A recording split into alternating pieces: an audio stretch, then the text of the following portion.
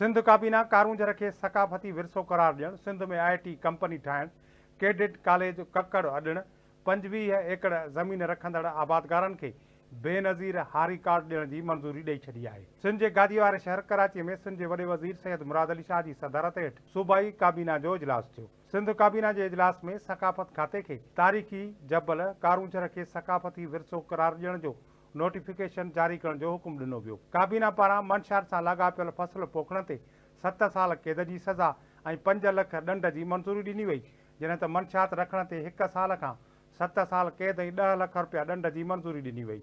मंशात तयारु करण ते 14 साल क़ैद ऐं 20 लाख रुपया ॾंड जी सज़ा मुक़ररु करण जी बि मंज़ूरी ॾिनी वई आहे। सिंध काबीना 25 एकड़ रखंदड़ आबादगारनि खे बेनज़ीर हारी कार्ड ॾियण जी मंज़ूरी बि ॾेई छॾी आहे। सिंध काबीना तरफ़ां सिंध में IT कंपनी ठाहिण जी मंज़ूरी पिणु ॾिनी वई। सिंध जी IT कंपनी सूबाई हुकूमत जे इंफॉर्मेशन टेक्नोलॉजी डिपार्टमेंट जे मातहत हूंदी। सिंध काबीना तरफ़ां कैडेट कॉलेज कक्कड़ अॾण जी बि मंज़ूरी ॾिनी वई। कैडेट कॉलेज कक्कड़ 104 एकड़नि ते ज़िले दादूअ में क़ाइमु कयो वेंदो। काबीना इजलास खे ख़िताब कंदे सिंध जे वॾे वज़ीर सैयद मुराद अली शाह चयो त कैडेट कॉलेज में दाख़िला करे कमु शुरू कयो वञे। वॾे वज़ीर मुराद अली शाह चयो त कारूंजर जबल 21,000 एकड़नि ते ॿधलु आहे, जंहिंखे सकाफ़ती विरसो करार ॾियण लाइ नोटिफिकेशन जारी कयो वञे। सिंध काबीना जे इजलास में सूबाई वज़ीर, मुशीर, चीफ सेक्रेटरी, चेयरमैन PND ऐं ॿिया कामोरा शरीक थिया।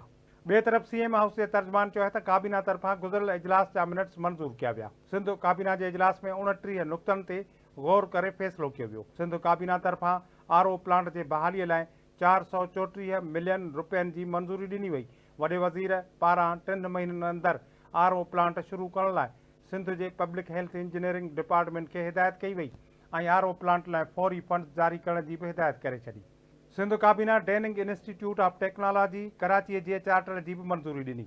डेनिंग इंस्टीट्यूट डिग्री ॾियण जो इदारो हूंदो। सिंध काबीना चार्टर जी मंज़ूरी ॾेई सिंध असेंबलीअ ॾांहुं उमाणे छॾियो।